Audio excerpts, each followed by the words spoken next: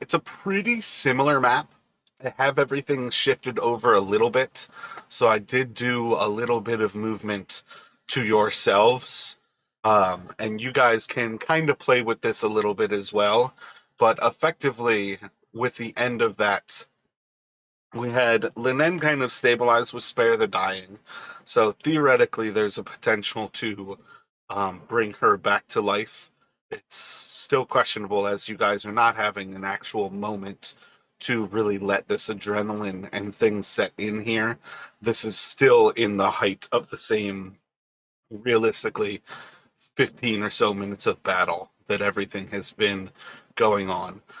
It's a very small, minute time frame since she has effectively died here.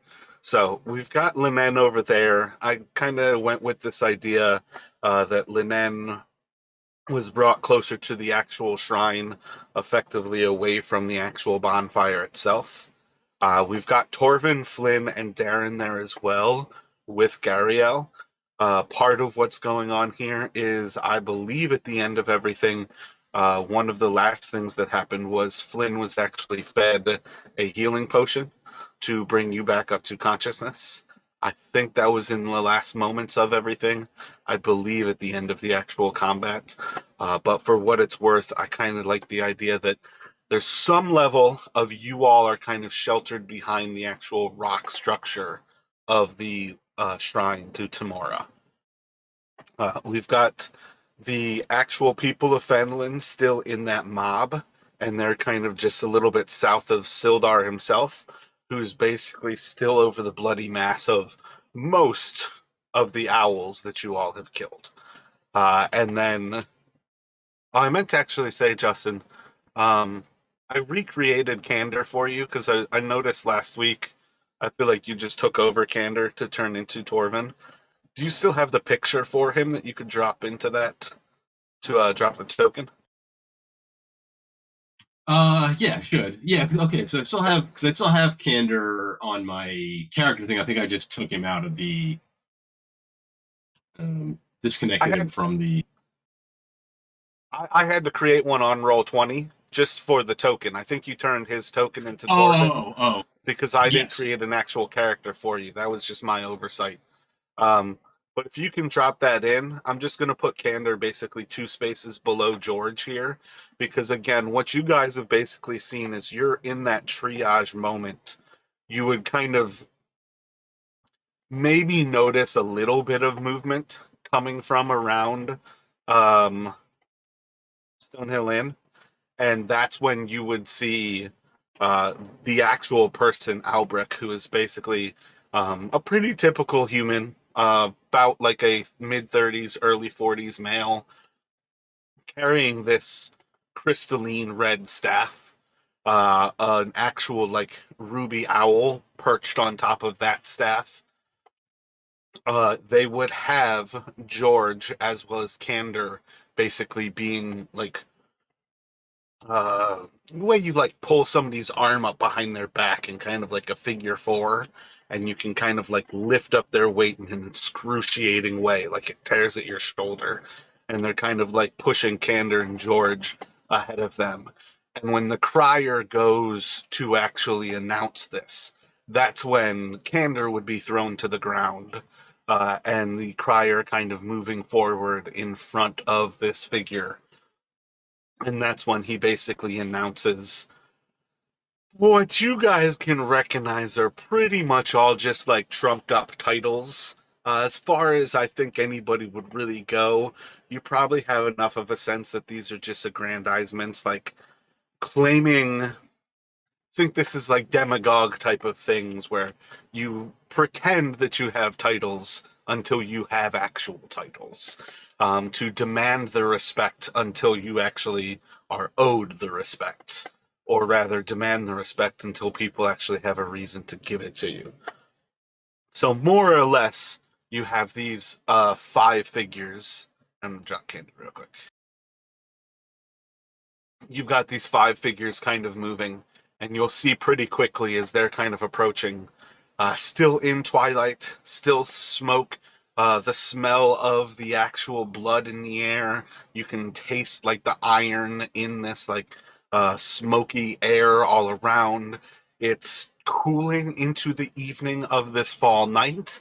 There's little bits of wind where you can constantly feel it flowing underneath your armor and kind of chilling your flesh.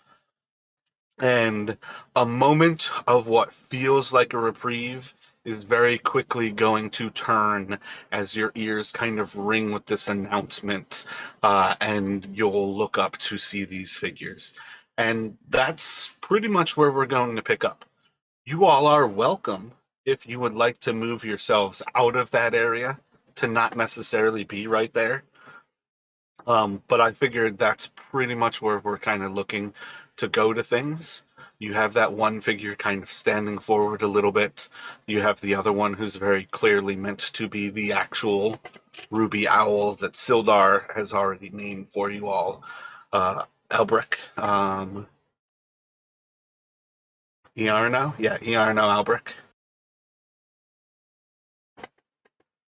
So when you all see this group kind of approaching, Um, Torvin might not necessarily recognize like a whole lot of what's going on, but you would at least recognize that there is a sort of tension that kind of like palpably floats into the air. Flynn can certainly recognize that your previous adventuring party is essentially being brought forward in this moment.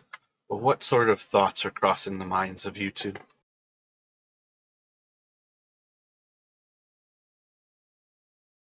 Yeah, so like as they're approaching and kind of like starting to call out all this, Torvin was busy kind of like recovering the hand axe he had thrown and kind of like pulling the his main battle axe kind of out of the last corpse, and kind of um he would be kind of like moving out to like get a little bit of a better look. um and then he would kind of like be like watching the crier, and then when he kind of finally finished like with the titles, Torvin would just kind of like really like kind of exaggeratedly loudly kind of like hawk a loogie and spit on the ground, and then kind of call out, that all of them then?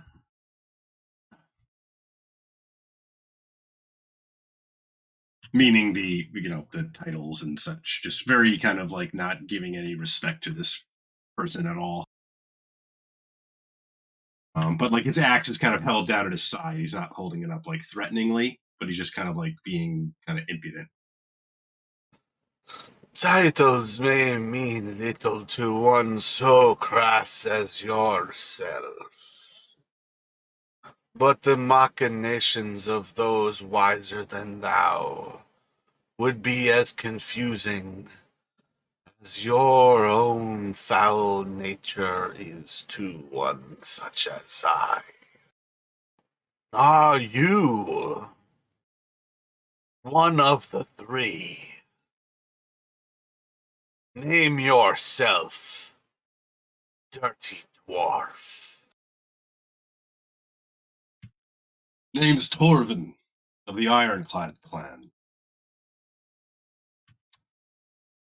I already know your name, apparently. So kind of like with the moment of you actually naming yourself, attention's going to kind of leave. You're close enough to Sildar at that point to they're still kind of looking to you. But you'll notice is there's at least like the most subtle of kind of head shifts as this person kind of looks over towards Sildar. Sildar, we have no quarrels here. You need not punish my men any more than you already have drawn senseless blood. These dwarves have come into human lands, and they are the ones who bring treachery. You just be careful who you're calling treacherous.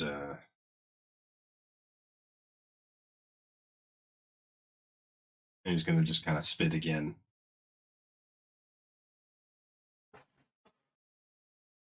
We already have what we need from their kind. This can be the dawning of a new human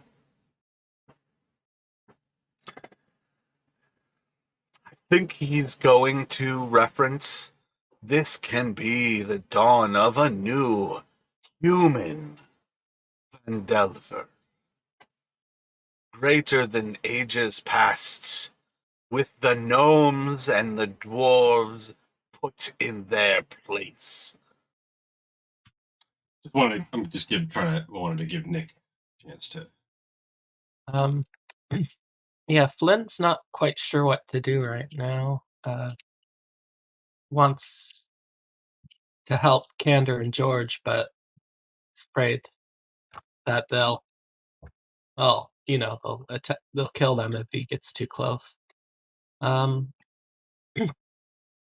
well, first I would like to heal myself a bit because I'm still injured from last time.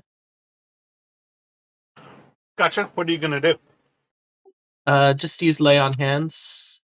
Put 5 points to bring me back to full. Gotcha. So are you aware that on some level, like that's still casting a spell? It still looks like you're casting. Are you prepared to do that in what might already be a tense moment? I'm still behind the shrine. I don't know if they can see me yet. I mean, that's still part of the question, though. Are you aware that it still looks like you're casting a spell in what could be a very tense moment? If the answer is yes, that's fine. Um,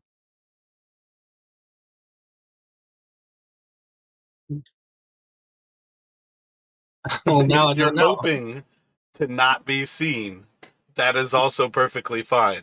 But to recognize that if you are seen, that can be a sign of hostile actions is kind of my general point here.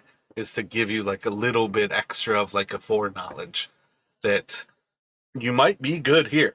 You may certainly be safe, but you also might not be. And if you're seen, are you prepared for those consequences?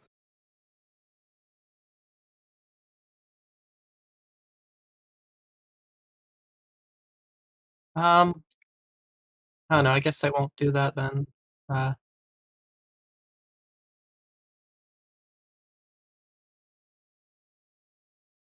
Gotcha. So you prefer not to risk it. yeah. So some of the townsfolk are going to kind of pushing forward a little bit. They're not like closing the actual ground, but you can kind of see a little bit of the actual mob mentality to a group like that. As some of them kind of push forward, and you'll hear just kind of yells and like barking back. Um, Let me get a perception check from each of you, please. Don't think it's going to be a lot for you to go on. I do think it's safe to say that Torvin might be the one to actually pull out that it's not really like heckling, but it's something kind of similar to that, as it's almost one of those like hold me back moments in like grade school fights where there's a certain level of this person knows that they're a little safer because Seemed like it might be cutting in and out a bit, Mara. that it's kind of like right now Torvin is picking up who they're talking about, and you'll pick up that it is the rights that they seem to be kind of like yelling out to explain what they. Can you hear me? Did any of that come? It was cutting in and out. I wasn't sure if it was just like at first it might have seemed like a pause, but then it kind of kept. It was quiet for like a bit, so I think it might have cut in and out. I mean, I caught the gist, the heckling. Um, and then there was something about the rights. Can you hear me right now? I just heard that. I didn't. If there was anything before that, I did not hear it.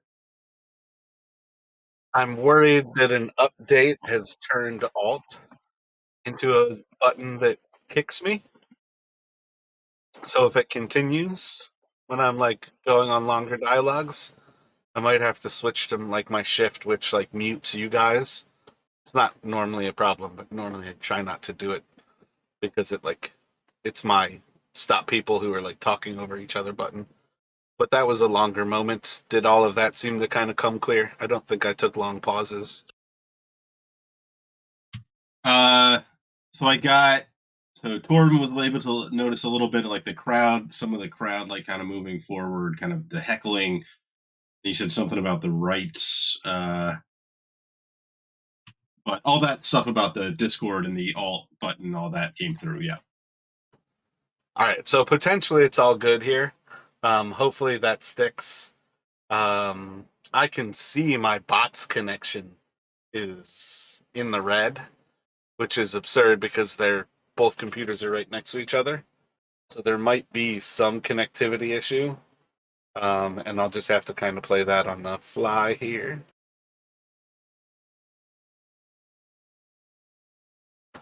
But yeah, so effectively, for you all to really recognize the significance of that at that point, you just probably more than anything kind of pick up like this weird tension in the actual mob of the town, where they're not pushing forward into this, but they're also kind of questioning some of these motives. Yeah, and Torben literally like just arrived in town, so he has no idea the larger picture going on. So he might be kind of like looking between Flynn and Sildar, just kind of trying to get a sense of feels a little lost here. He's kind of putting on like some bravado because that's his style, but is knows enough that he doesn't really know anything about the larger picture right now. So, as the town folks kind of do this, as you kind of look between them, Sildar might actually kind of like move forward to sort of calm the townsfolk a little bit, looking back towards Iarno. This doesn't need to end poorly for you. Your men have been struck down while they still do your bidding. But they will meet the same fate as all those who cross the Lord's alliance. And trust me, friend, the Lord's alliance will be here in strength to quell what you have caused. Your people, your Lord's alliance, has no reason to come into my land. I have claimed this for my family. We have defended these people regardless of what some of their ignorance betrays. The wilds of these lands are beyond their capability. We do not require your meddling.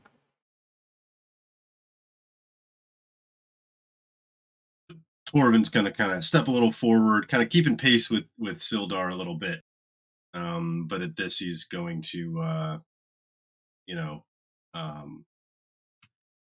you got a funny definition of defending.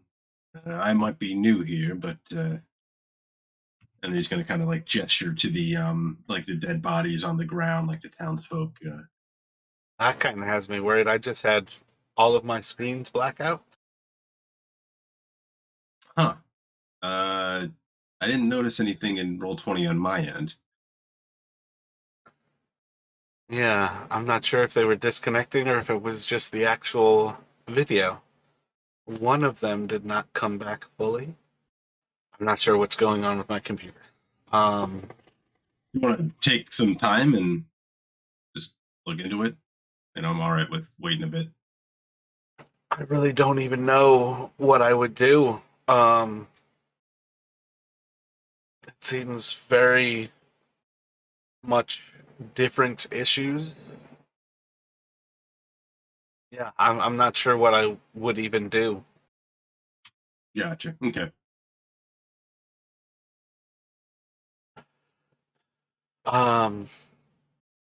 My bad. So you kind of questioned like basically how he describes guarding them, like what it means to meddle. Yeah, like you call this defending the town and kind of gesturing to the the dead townsfolk, that were killed by his men, and just again kind of challenging. Like again, he doesn't really know all the details, but he's getting he has at least some vague sense that essentially these are not the good guys from his vantage point. We have been on enough campaigns together, Sildar, to know that the actions of the Alliance does not always hold the locals in the highest regard. Their safety has always been second. It does not change in the machinations of those who change this world. It is always for the strong, and the weak are lost. But it does not mean that this whole settlement is not protected by us. But those who disobey order must be put back in line. So, kind of like looking across to you all, um, Sildar isn't actually like approaching, like covering actual physical ground forward, Torvin.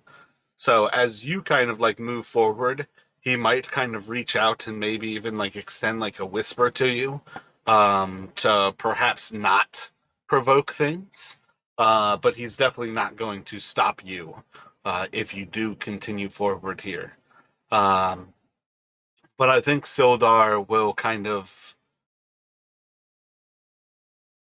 Iarno, you've never been willing to risk yourself when others can do the dying for you. You've come forward with our company. Why bring them now?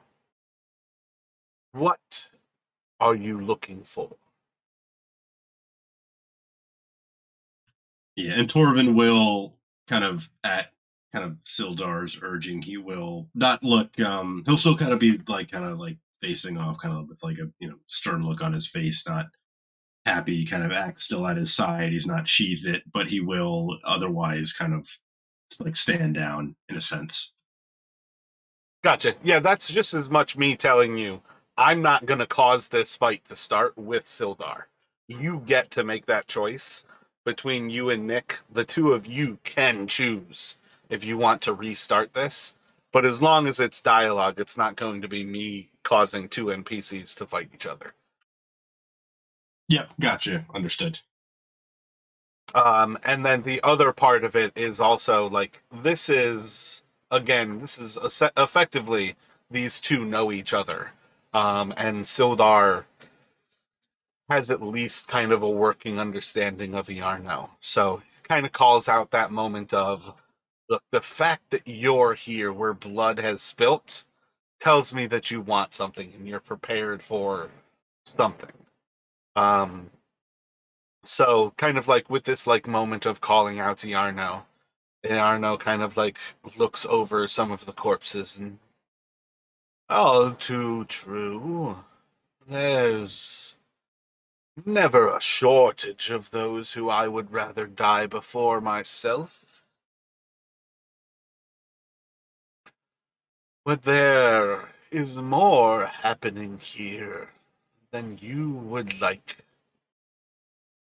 And regardless of what you hope to accomplish, the dwarf beside you, and the dwarves we have already, no more than they're willing to share. And we will not be cut from what they have found. It is for humans to benefit. Their kind can rot. And it's really only when he says rot that he actually makes eye contact with Torvin, since he basically asked you your name.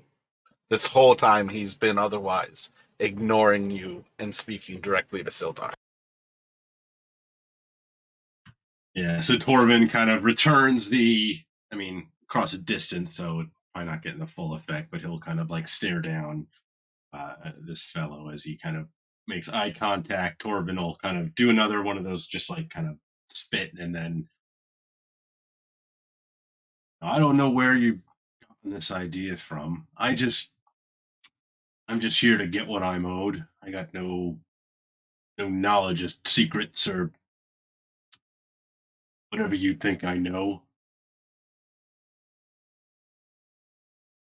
I'll tell you one thing. You keep insulting me and my kind, and I might not stay so friendly.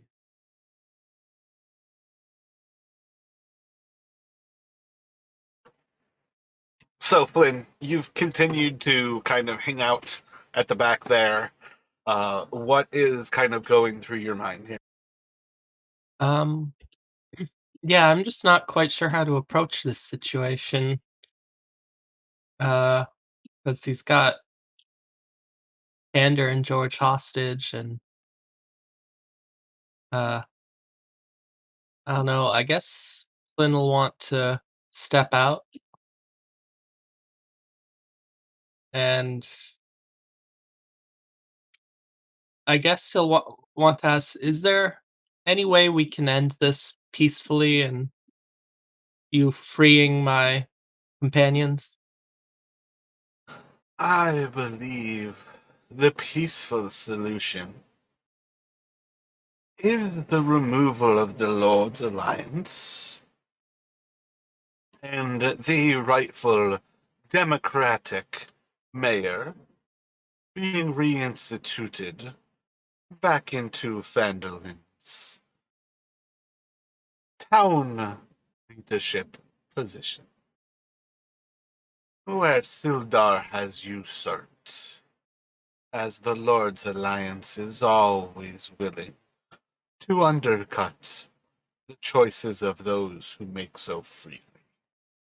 I think the people of the town have already shown who they support. They don't want. What was the previous mayor's name again? I mean, you can ask somebody, but if you're basically speaking and you don't know his name, you can just refer to him however you would like. All right. It's clear that they don't support this previously elected mayor. As you can see, they've taken a stand against uh you owls. The choices of sheep rarely matter to either the sheepdog or the wolf.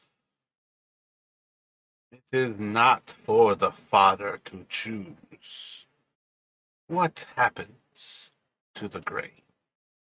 Leave this place. Return to wherever you have been rotting, old man. Have you not enjoyed your retirement that you need come back and bother me in mine? There might be like a few more moments of kind of these two with a little bit of back and forth here.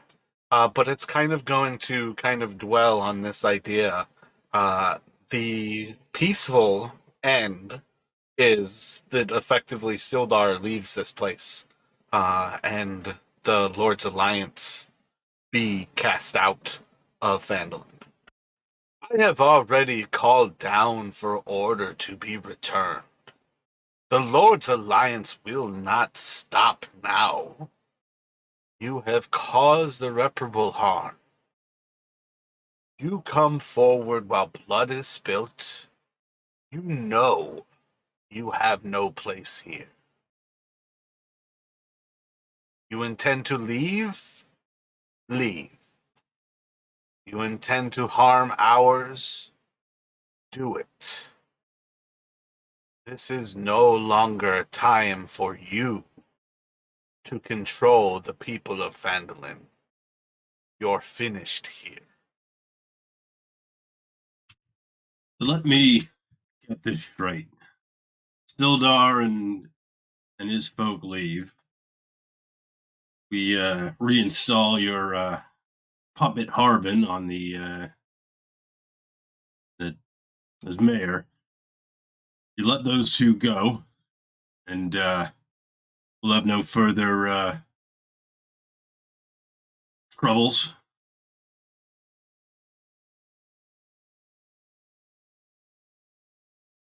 Well, fucking son of a bitch.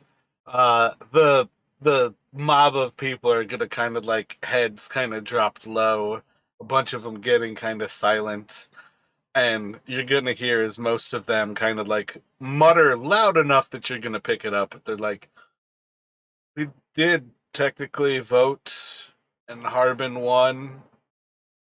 Technically, he should be mayor for another 5 months of this term before we vote again for the next year. And no, we're not going to vote for him next year." And you kind of like get like this like wave of mutterings, like, "Not going to vote for him next year. Oh, we won't vote for him. We might vote for him." And like you can see, like there's still some people are like split on the Harbin thing, but it's kind of like a lost, like a little bit of the recognition, like these people actually did vote him into power. This is a kind of rare example of it's still small enough that they act democratically in what is otherwise an area of monarchy, like passed down by blood. Um, so they kind of have like a weird response to like the puppet Harbin. Harbin may make weird choices, but they kind of voted for him, and they all have that coy like dog that knows it did something bad as they kind of come forward with that. Elections have consequences. Yep.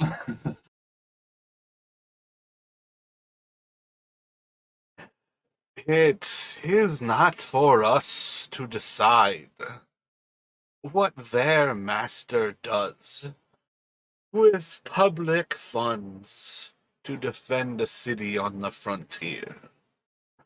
It is perhaps our interest to keep as many of the gnomes and dwarves without the walls, to not offer the same protection to those who would so quickly offer up humans to suffer, while they uncover the wealth that is due us all.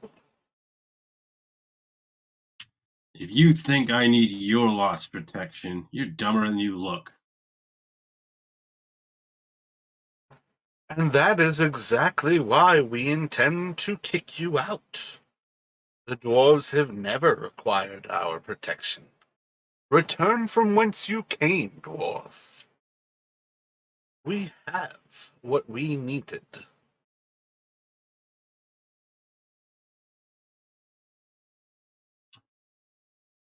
What if I decide I like it here? I don't want to leave. You can dig a hole wherever you would like, in whatever rock you would like. You're just not welcome in Phandalin.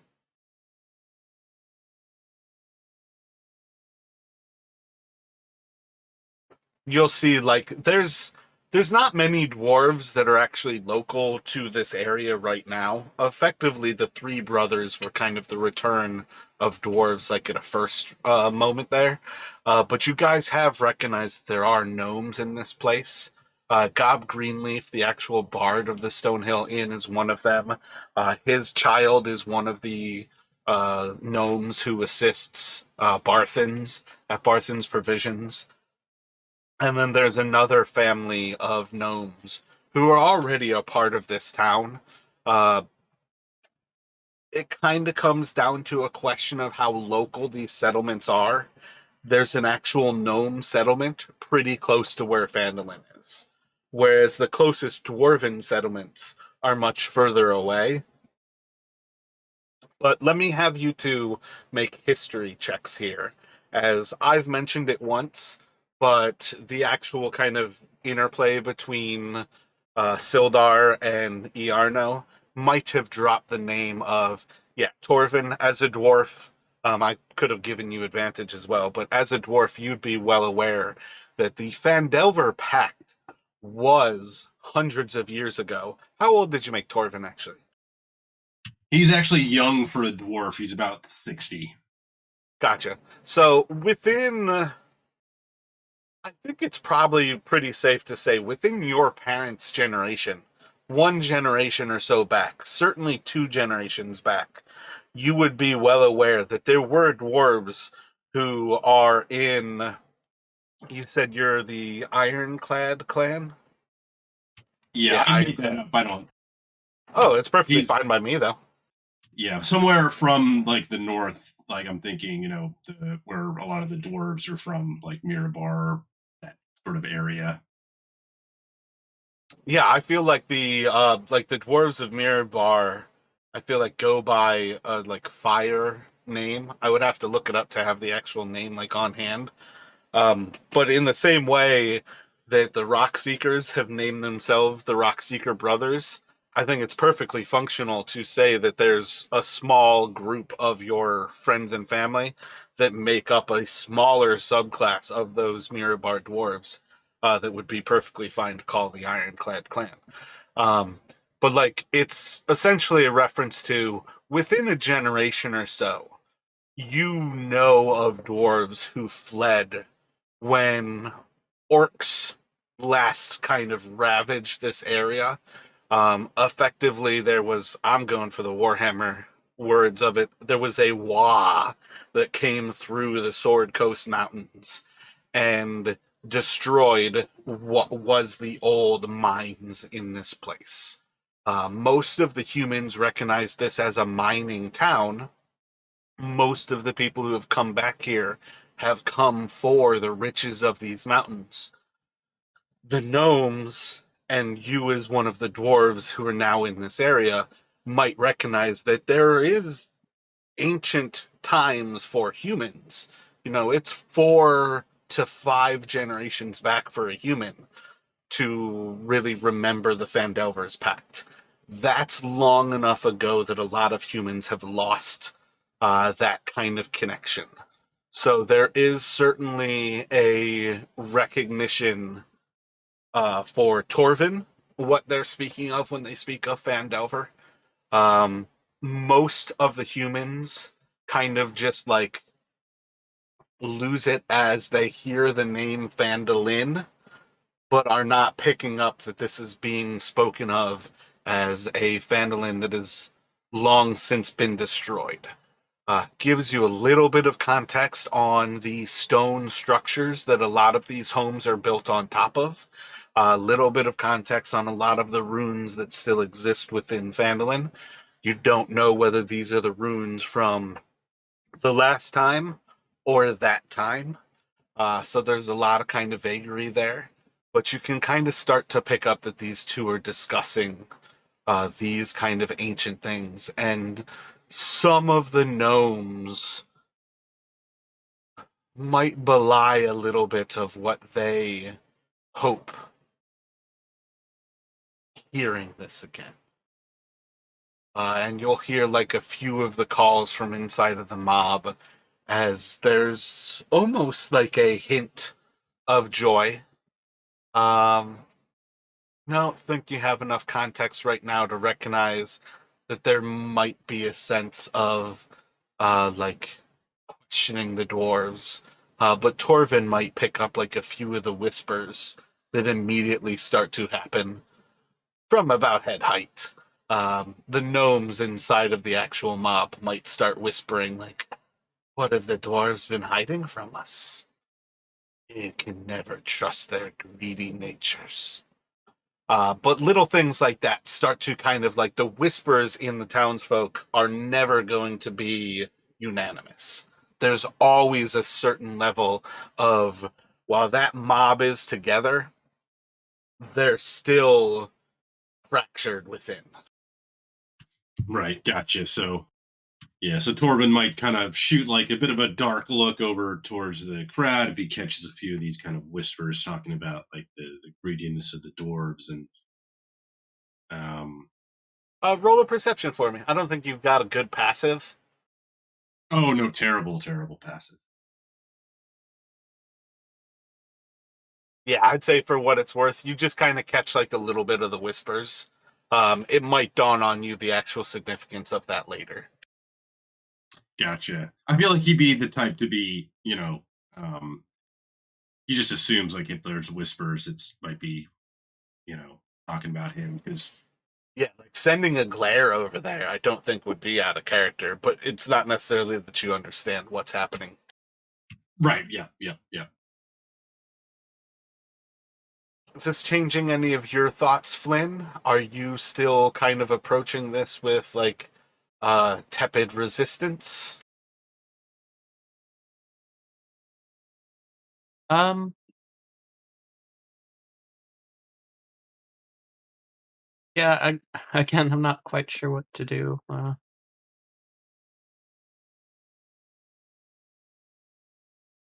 Yeah, sorry, I just can't seem to figure out how to approach the situation. So, what do you think would make it clearer to you to actually become decisive? What do you think Flynn is lacking here to actually make a decision? Whether he wants to kind of push away Sildar or push further to get rid of these last few owls. What do you think would make that? What knife edge are you sitting on right now? And this can just as much be out of character if you want to speak with Justin and myself. But I'm curious, like, what do you think is holding you back? Um, I guess I'm just worried about Candor and George. I don't know how willing these guys are going to like slit their throats the second fighting breaks out and It's entirely it's entirely probable that the two of them are already dead. There's very few circumstances that the two of them walk away from. And about the only circumstance is the answer that you got when you asked for how do we get a peaceful resolution? And it's for Sildar to leave immediately and for Harbin to return as the townmaster. all right. Well, I guess in that case, hmm,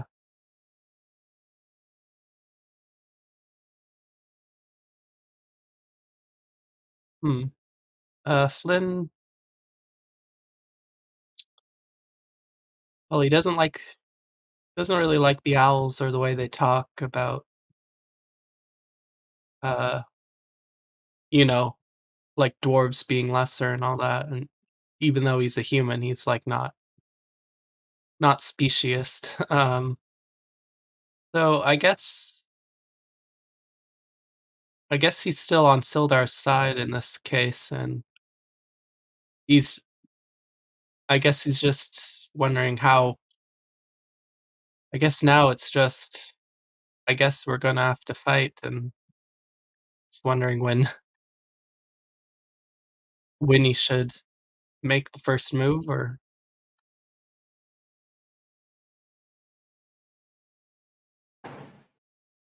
Gotcha. So between you and Torvin, do you think either of you is getting a little bit more twitchy than the next? Are either of you prepared to offer them an ultimatum as a opportunity to make one kind of final bid for your friends to be returned and them to leave in safety? What kind of thoughts do you all have? Do you intend to do something secretive and kind of jumpy, or are you hoping to kind of talk them out of town? So I think so. Yeah. So Torvin is going to kind of look towards Flynn, um, almost like trying to gauge whether thinks Flynn's going to have his back here. Um, if it does come to a fight, and it, I would think that based from Nick, from what you were saying about Flynn, like it might be kind of like at least somewhat clear that he's similarly not a fan of the owls. Um, Yeah. So I think Torvin's gonna kind of like after like looking to Flynn, kind of trying to gauge that, looking back towards he'll kind of glance at Sildar, then he'll look back again towards the owls, and I think he's gonna finally he'll call out, all right, we've heard your offer. Now I'm gonna give you mine. You let those two go. You get on out of here, and I don't spend the rest of my days making sure I find some way to put my axe into your head. When he's saying this, what kind of posturing is like Flynn holding here? Flynn will put his hand on his sword, I guess. Gotcha. So somewhat like readying for an actual combat to come. Yeah. Let me get an intimidation here from you, Torvin. If the people of Phandalin desire a recall election, they can certainly go about what they necessitate. If the Lord's Alliance intends to take this land as their own, they can ravish it how they have always done so. Our work here is near enough finished that I will be called elsewhere. And you've seen to it that I no longer have the forces to keep the monsters of the night at bay. Looking towards the mob, he'll kind of look to them and we will step away. Hope that your new masters protect you as well as we did before. And I think you're just going to see as he kind of like raises the staff up and just kind of like taps it down to the ground once. You'll see as like the other two soldiers kind of like move forward with Candor and George.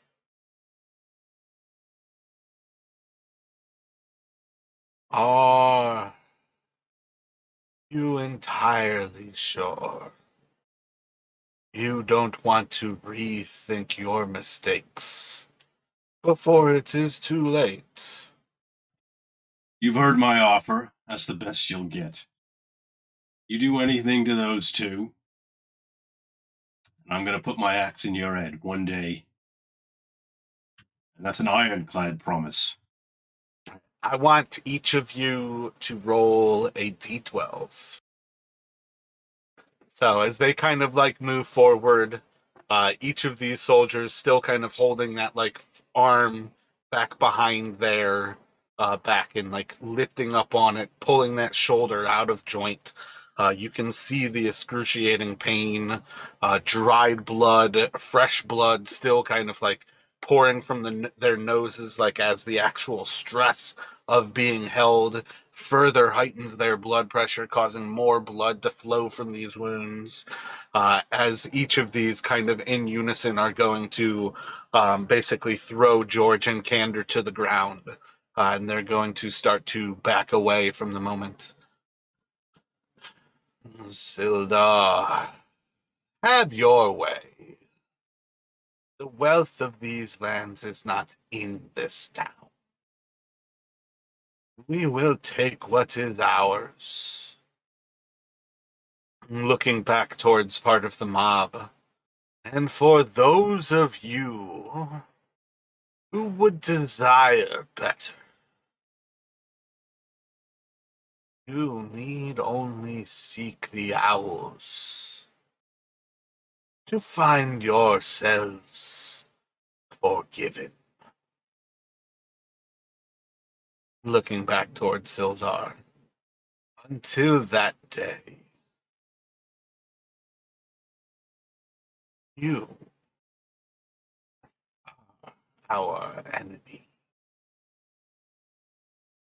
And I think I'm going to roll a 20 here while I'm rolling for Sildar. So Sildar's going to kind of like look to him in response and just with a little, Iarno, we were never enemies. We don't have to part as such. Your deeds have always been questionable, but you serve the Lord's alliance well. Do not disgrace yourself now.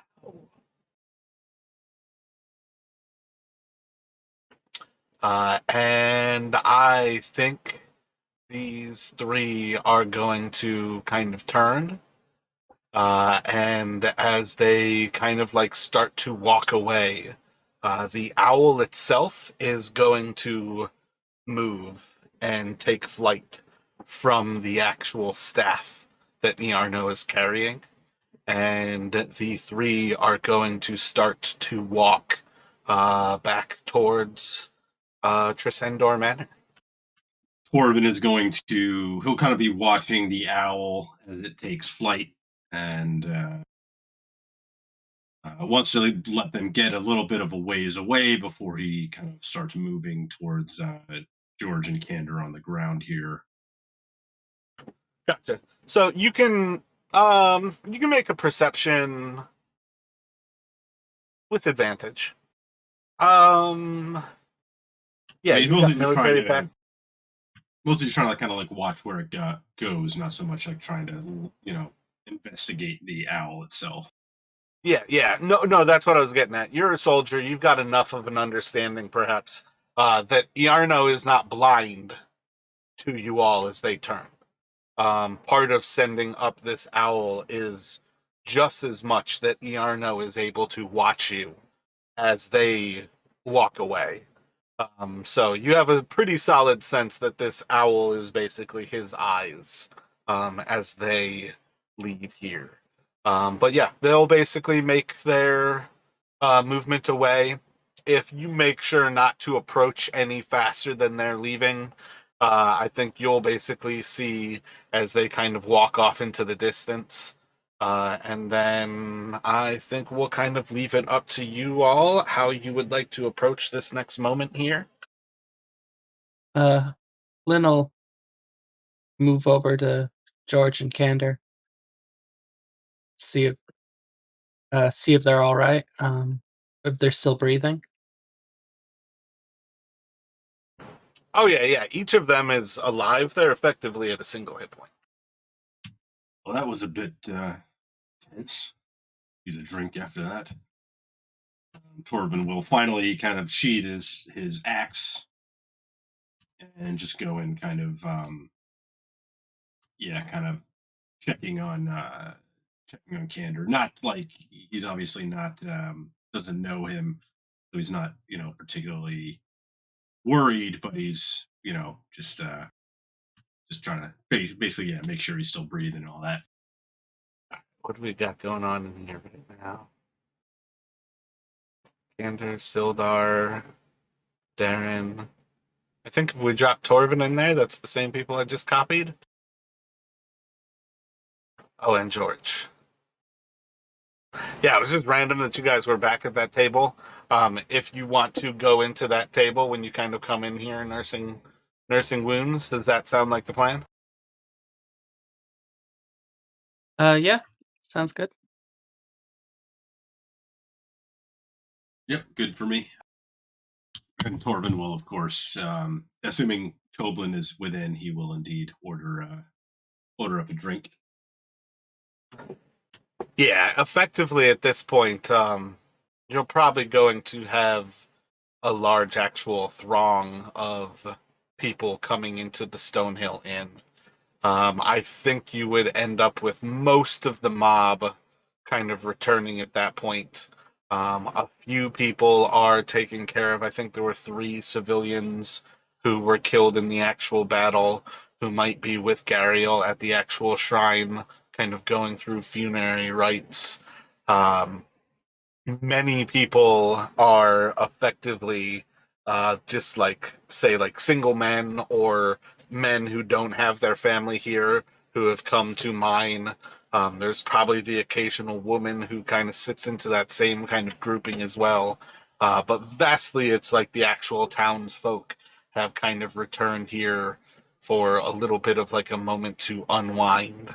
You would see people like Gob, not necessarily like actually like playing any music or anything. You all would have a certain level of a lot of people all around you while you're initially drinking and kind of like taking kind of stew. I think for what it's worth here, this is still kind of in the actual moment of the townsfolk rising up. The Stonehills are feeding and pouring drinks for people. They are not currently running a business. So it's far more like as you all walk in here, like they're pouring ales and getting glasses in hands to satisfy those parched lips. There's still blood in the air. You can still smell the smoke of like the actual hearth here. You can smell the actual stewing of like vegetables and like the bits of like tallow kind of giving like a little bit of kind of a hearty meatiness to like the air around you. A lot of people all around. There's a lot of noise going on in here. Most of it is still kind of that palpable adrenaline of people are still on edge. There's plenty of kind of taking care of wounds. Maybe right now you might see a little bit more of like Pip and then one of the gnomes. Like I think this one was Thistle? Or yeah, is I that was the gonna girl? say I can't remember if that was Thistle or Ander, but regardless, like basically you might see like Pip and one of the kids from Barthen's. Oh wait, I do have the other one right there as well. So I think that is Ander who I revealed, and this was probably Thistle. So maybe you start to see like the 3 of them almost operating the actual tavern a little bit more. And you can still see like their playful kind of like childlike natures. Like Pip is, I think, like 8 years old. The other 2 are a little bit older and they're also gnomish.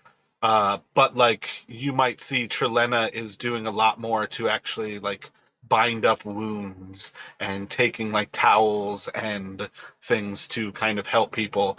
And Toblin in a pretty similar kind of avenue. A lot of what they're doing is trying to help the people who are here. These aren't people in triage, but there's still plenty of actual wounds to the locals. Um, and as things calm over the next hour, you might find where you actually have, like, what is it, 6 of you actually in this back area as it gets a little bit more private, as a little bit more calm.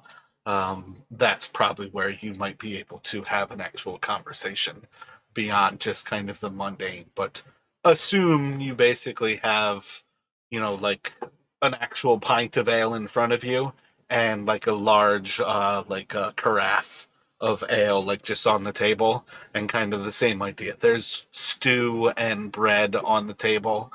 Um, might even be the situation where, say, like with everybody coming back in, Toblin goes outside and is going to slaughter a pig and basically get like a pig roasting.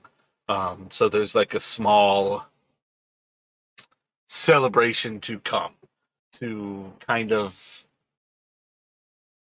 placate both the wounds as well as the emotional wounds and the recognition that like the town has a lot to deal with, and feeding everybody with something like a pig roast is a good way to start the healing process, and it's what the Stone Hills know. Gotcha. Yeah. So Candor is obviously in rough shape, and he's kind of like trying to, he's trying to keep, get his spirits back. He's kind of looking a little forlornly at like all his, his clothes, because he tries to take, good care of his appearance. So he's trying to like kind of like, maybe like sop up some of like the blood from his nose and kind of, trying to fix his hair and kind of put on a brave face. But he's yeah, mostly just kind of, you know, eating and drinking and be a little quieter than usual. But he'll thank Flynn and you know uh, Torben, introduce himself, all that. But otherwise, you're kind of fairly quiet for now. So I think theoretically now would be kind of the moment. Had you thought about, are you going to like bump Torvin down into your sidekick? Do you think you want to move forward playing Torvin? So I think I'm gonna return to Candor as my main, and then um yeah, I was Who was your thinking sidekick? Was it Trevin before? yeah, but he's dead, so I am Sans sidekick anyway. Um and I think Torvin would be the type that, it's almost like, they don't want me around, I'm sticking around. So he would be kind of maybe, falling in as like a sidekick would not be completely out of character. And he still hasn't gotten his back pay from Sildar yet. So um but could also be something like with if Lenin is dead, right? He actually has some smithing experience, so he could even, you know, um take over some of that slack, just like basic blacksmithing stuff, so that he's still around but kind of off in the background. But, yeah, I think I will return to Candor as like the my main player for now. Yeah, I don't think anybody is necessarily going to like require thank yous for having saved you. Um, those who like sit in like at least these NPC ranks are generally old wise souls. Sildar and Darren are both like late in human life. Each of them is like late 50s, early 60s. Pretty similarly, like entirely braid beards kind of situation. Neither of them is especially keen to push towards pride and kind of pushing any cause for thanking them.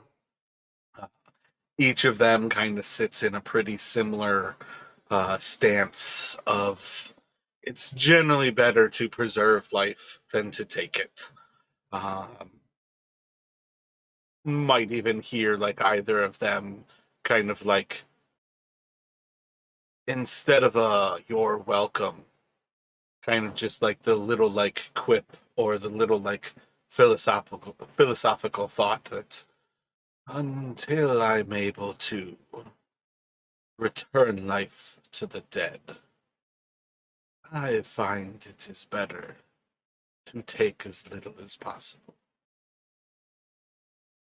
Maybe Darren will think it's most unfortunate that we had to kill so many today.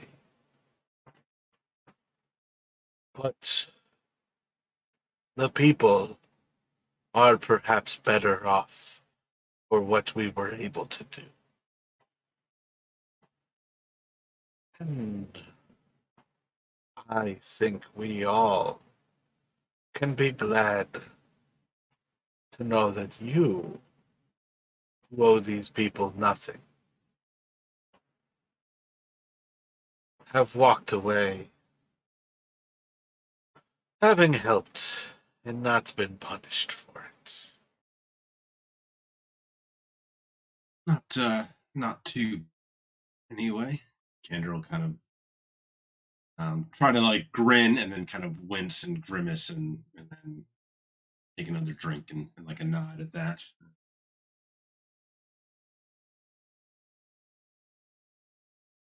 You think they really gonna put Arbin back in charge?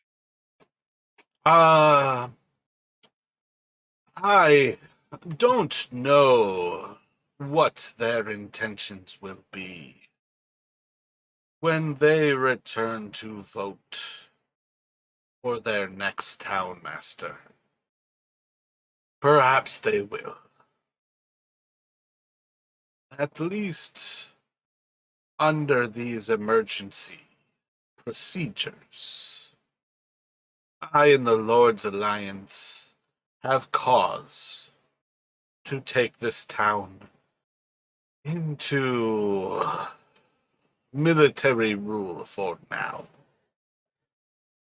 regardless of what Iarno pretends. This province is still property of others. It is still under the protection of the Lord's Alliance, while any of those who owe allegiance to Neverwinter are here. The Lord's Alliance owes it to them to be here. Kendra will and um kind of look towards Flynn. Um, Sounds like town might be in safe enough hands again for now.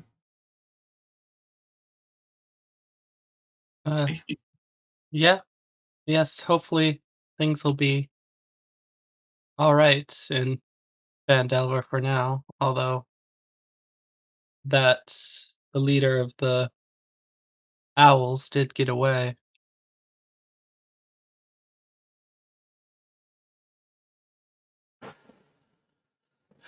Capturing Iarno was always going to be nearly impossible. And he'll look probably more towards Torvin with this. But kind of, were we to advance and attempt combat, I fear we would have only lost those who we sent to the manor, and perhaps only killed his lieutenants, with no chance at actually getting our hands on Iarno. It is the way of wizards to survive when those around them die. And I think everything worked out as well as it could have. Although we followed none of our plans. Step one, success. Great success, you might say. Step two and beyond. We did not follow the plans at all. Hopefully, in the future, if we have to be strategic, we might find ways to stick to the plan.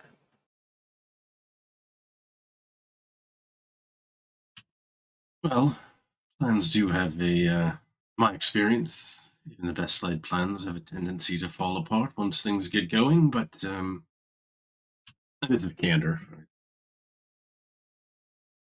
But I'll second that uh, things could have certainly gone worse. So I think this is a perfect time for Sildar to actually kind of question you and get some of the information about what happened in the manor itself. You don't necessarily have to take any time like recapping any of that. But it would be part of this actual discussion is to kind of like share some of those different sides of how things played out. Effectively, that would be also Flynn kind of gaining an understanding of theoretically, we kind of erased that you were there the first day and we swapped you for George.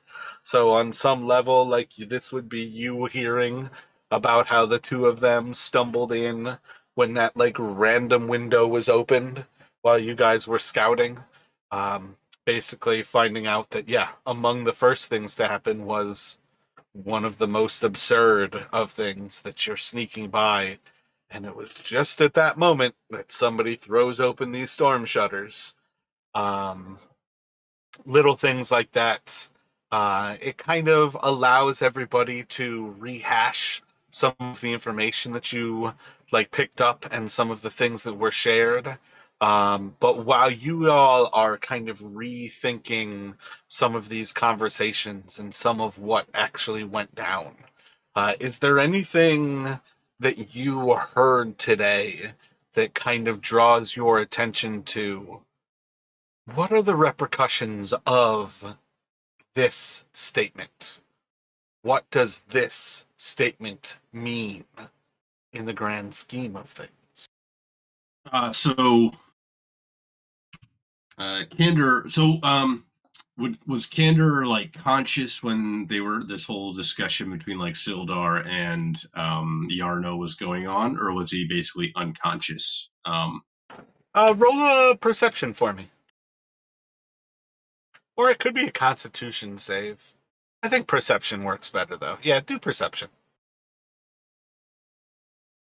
I'd say you're conscious enough that you may have been like fawning, less conscious than you were.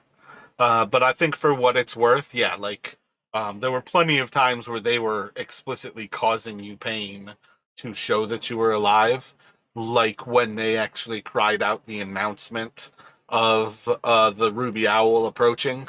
Part of throwing you to the ground was also showing you, like, this person's alive. For now. Yeah, so Candor would be because I don't think he would have no, being a human relatively young, I don't think he would have the same sort of kind of background knowledge that someone like Torvin might have. So he would be kind of like, let's tell us about some sort of pact. That, seemed rather Yarno fellow seemed rather obsessed with it. And Torb, I mean, if you want, Torvin could essentially at that point kind of step in and sort of give him what he knows about it. Um, Yeah, I mean, if you would like to at present, if you want to share what Torvin has, you are more than welcome to. I always love when the actual players are role playing, and that fits in perfectly well with the fact that you've played this before. You can certainly share what his information is. I would say one thing to keep in mind is just because you've played doesn't change the fact that whatever you share is essentially hearsay. It does not mean it affects this game. But I would say everything that you know, you can share what you would effectively think Torvin might know from his own family, or at least dwarves close to the Ironclad clan, who were kind of returned some few hundred years ago, after the raids of that Orquois. Yeah, and obviously none of what Torben says is canon, and he wouldn't. I don't think he'd go into too many details. He'd mostly just explain like, this Vandelver Pact was a pact between the humans, dwarves, gnomes of this area. Um, Kind of led to a time of shared prosperity.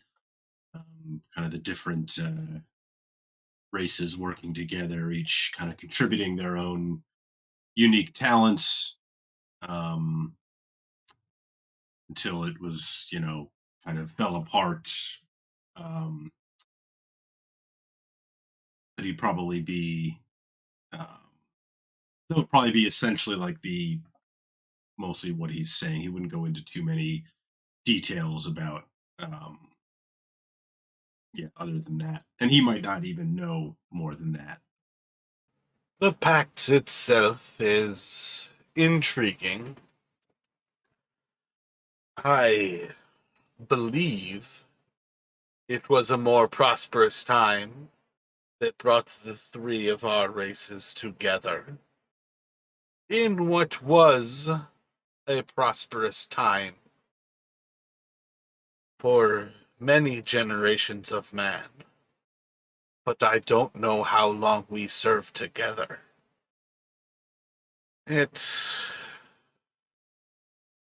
might be a good thing that your clansmen, your brethren,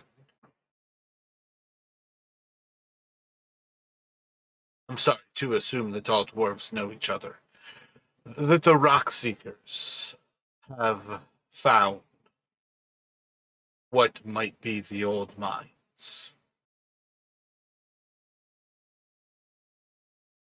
Perhaps what is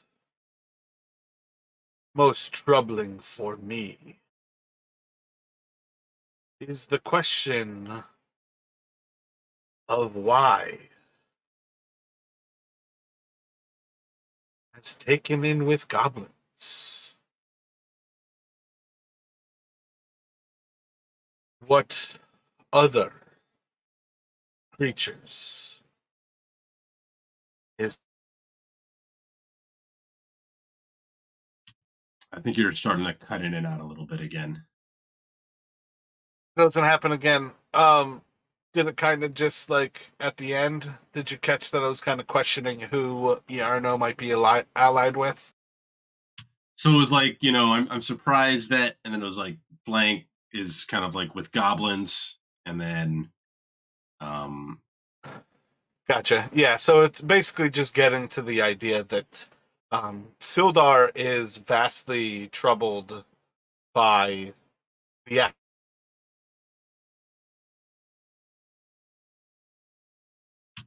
I think you cut out again. Sorry. After Sildar is troubled by. the actual kind of present moment. He didn't want to hope for the future of what the mines might be. So the rumor is all fine and good. It would be nice for a new renaissance. But he's worried about Iarno and who he's allied himself with. And this kind of takes things back to the Cragmaws. Yeah, and Torvin does, and that kind of, reminds Torvin. So he was speaking about, about Yarno was speaking about how, the true riches are not within the town. Sounds like perhaps he's talking about the mines. But yeah, the fact that Sildar was taken by goblins, and Gundren was taken, or we think maybe taken by something. We don't know, but yeah. Yeah, we're not sure where Gundren is. We followed the trail and we found Sildar, but no Gundren. We do believe we were told where his last camp site was. So Candor, once we had a chance to maybe kind of recover from our wounds a little bit, perhaps we kind of resume. We got a little sidetracked with everything going on in town, but perhaps we see if we can't find Gundren. All right, sounds good. It's a plan. At least like investigate because I don't think we ever actually made it to the campsite, did we? I feel No, like you never actually went in that direction. right, but we were told, right? I'm not misremembering that. Like we were Thistle or somebody told us kind of where they usually Yeah. camp or something like that. Effectively, I think I basically put it as Barthens kind of pointed it out on the map to you all that like if you go towards the road, effectively when you were returning towards the ambush site, as you kind of described it, they were basically giving you enough information to recognize like if you're heading in that direction, you're also probably going towards this. So you're welcome to check up on them there / go investigate. It was basically the opportunity to look into it. It was just a question of which you prioritized. Going towards that would have been a solid option, but it might have made the trail colder where you were actually ambushed. And that's kind of like the like give and take of how it plays out. But it was one of those things where, yeah, you guys have that location. I think it's safe to say it's probably like a half day's travel for you. If you wanted to like head out towards there, you're probably looking at the next morning to actually go in that direction. But you do have the location. And I want to actually find one name here so I can give you another clue to pursue. And I'm just trying to grab it real quick. So I think maybe in part of the conversations that are going on here, you might have the occasional presence of one of the stone hills kind of coming through, and or maybe just simply Sildar knows. I feel like it makes more sense for somebody who's like actually part of the town. Oh, Darren could easily fill this position. Um, if Harbin has already left this place when he fled, and he'll kind of like nod towards Candor and George.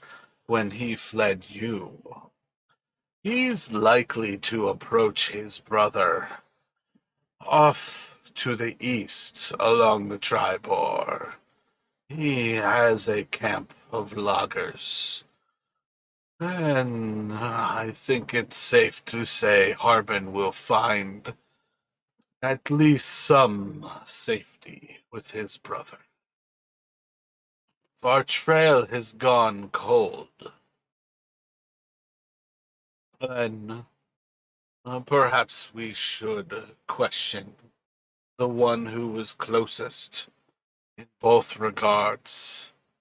That perhaps Harbin himself has some of this information we require.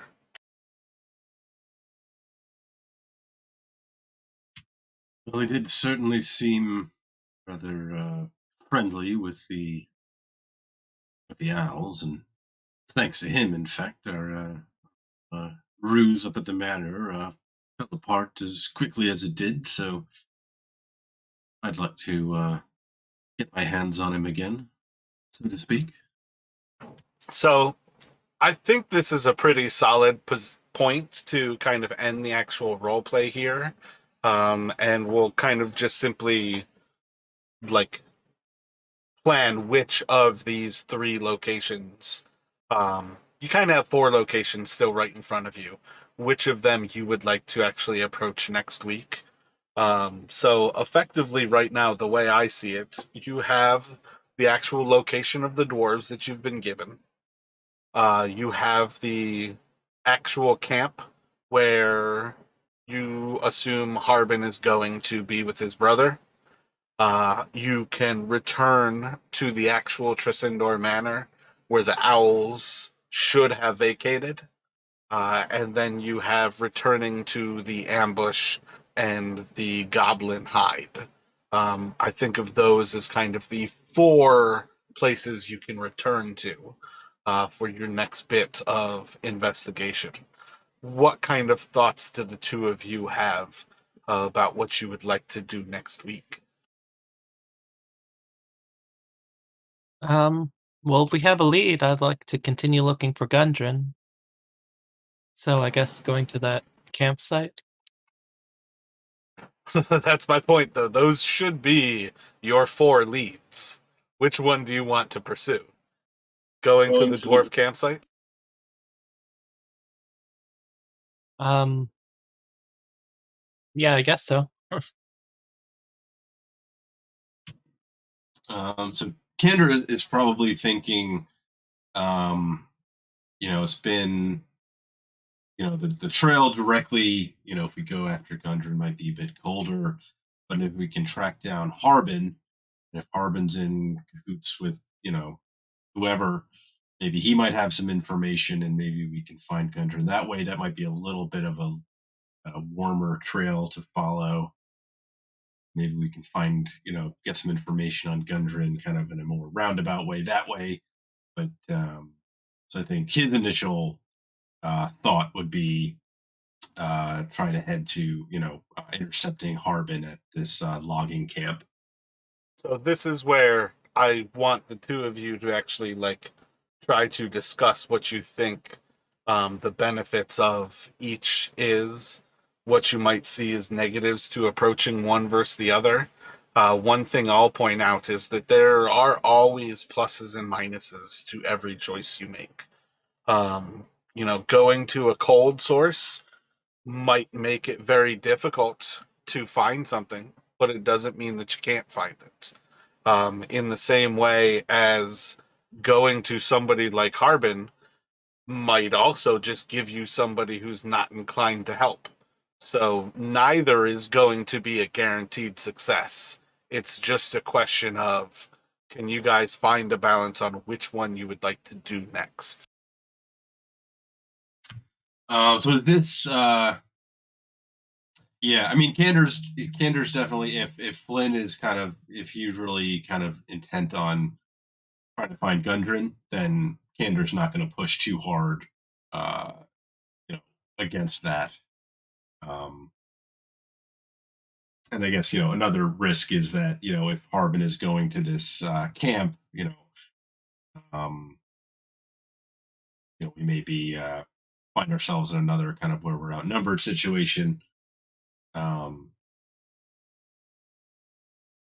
so yeah, I guess depending on Flynn, how strongly Flynn feels about going for trying to find Gungeon's trail again, Cander's fine with that. Yeah, yeah, I'm not too whatever, not too invest I don't know I don't know which way would be the best way to find him, to be honest. I mean, there's a certain level of regardless, you guys have to kind of start searching to more than likely pile clues together. There's more than likely not going to a single place and immediately knowing where Gundren is. And that's part of why I say, really good rolls when you get someplace, you might find really good results. But more than likely, you're going to go to multiple locations before you find where Gundren is. It's just a question of, where do you guys think the highest thing is? Would you rather be investigating in a place that might not have people, or would you rather have people who might be a danger if you don't stay friendly? Yeah. So this logging camp, is it do they know, like, when they learn about it, do they know it's like, is it um somewhat kind of settled camp? Does it tend to move around? Because if it's something that's going to be kind of essentially kind of a bit of a settled place, then that would lean Candor more towards, okay, let's try and look at go try and see if we can, you know, find Gundren's campsite first. Um, I you know, think that would fit like that settled idea then. It's more or less central in that like they're logging and bringing things back to the camp itself.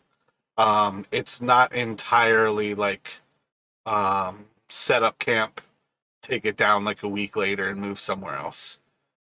Consider it maybe they set up camp for, I've never actually spent the time to think about it, but let's say they set up camp for maybe like half of the season, and then they move about midway through the season, and then they set up another camp. But hopefully or ideally, they set up one camp for the entire season. right, right, yeah, that's kind of what I was thinking. Like they move it when they have to, but obviously, if they're, depending on how many trees are around, it's going to take them a while to get what they want, and it's less efficient if they, are continually breaking it down and stuff. So yeah, I think Yeah. that would I would think it's lean. probably safe to say it's pretty steadily the same camp because realistically, the Neverwinter Wood is a pretty ancient forest. There's plenty of base to kind of push in, and then you can like clear, say, like a 270-degree like arc around your location. Um, so I would say you're looking at more than likely this is a semi-permanent camp. So I think that would fall into um, it gives you the opportunity to come back here later, and that maybe the dwarves kind of win out that discussion. Yeah, that's what I was thinking. That definitely leans Candor more towards, let's go try and, let's go investigate the campsite first. All right. So I think that will be our plan for this next week here. Um, I keep forgetting to throw it in there, and today, the one time I tell myself I'm rolling to see about the actual people of Phandalin here was when I got it. But assume on some level you guys are going to hear a few more rumors about the dragon being sighted overhead while everything was kind of going on today. Because there was a chance you guys were going to get attacked by a dragon today. Oh yeah. Oh, and yeah. So maybe like during, like, while we're talking, because I remember Iarno was also talking about, like, the monsters outside, and so, Torvin would probably be like, and Candor, like, well, the kind of monsters he's talking about, like, during the course of the night. So maybe, yeah, hear some rumors that way. Yeah, I had a 1 minute timer going, so I don't know if you guys noticed all of the d20s that I was rolling, but I was flipping my 1 minute timer every time I noticed that it was empty, and I was rolling a d20. And on a 20, the dragon was going to attack. If you guys took it to combat on the second turn of initiative, the dragon was going to attack. It was going to create a three-way battle, is what I expected to happen. But like I said, like the one time I'm like, I can't remember what you said, but you said something with Torvin, and I'm like, ooh, I wonder how the townsfolk are going to react to this. And I think I pressed the button to speak when I cursed the fact that that's when I rolled the 20. I was just like, oh man, I can't take it back now. It's got to be still for the townsfolk. Yeah, I was. Oh, yeah, I was curious about what those D20s were for. It's I thought never good I things. I thought maybe you were doing it for, like, the reactions of, like, Sildar or Yarno, or Oh yeah, To and see some if of like them if they were. would just to see if they would just get like kind of fed up with the whole kind of like situation, just like let's just slit their throats and be done with these people. Um, Yeah, I definitely do that on a regular basis for NPCs to judge not only like within their temperament of the actual NPC how they would act, but also how they're acting in this moment. Because it's a really good way to judge how people's flaws kind of come to the surface sometimes, how the right dig is enough to get somebody to act illogical. So it's definitely like one of the things I like to do is still roll to see how they react to things. But it was still probably over like 85% of those throws were like actually to see if there was going to be a dragon sighting. Because we're far enough in at this point that the characters need to have these regular reminders that effectively across this area, um, at least presently, it's understood that there's a dragon roosting somewhere in these Sword Mountains. And you guys are kind of inside of its hunting grounds.